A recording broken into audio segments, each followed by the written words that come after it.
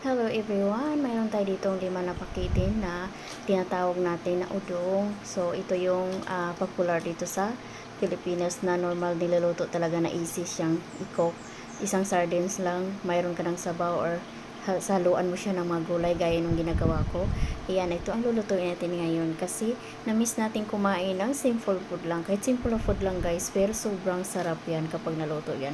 Anyway, that is Filipino food. Pero sa mga nakakita na hindi talaga alam itong food na to, siguro wala silang idea kung masarap ba yan o hindi. Pero sa totoo lang guys, napakasarap nitong lutong Pinoy na tinatawag natin udong with sardinas and with mga vegetable packet. Anong vegetable? Pwede mong ilagay siya.